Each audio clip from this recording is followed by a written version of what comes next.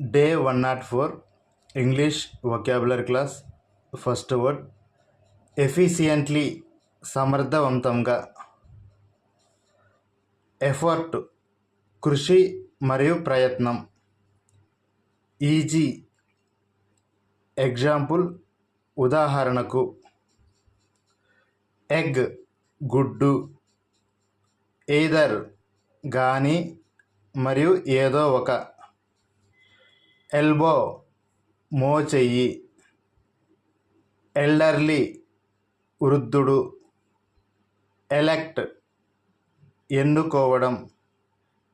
Election, ఎన్నిక.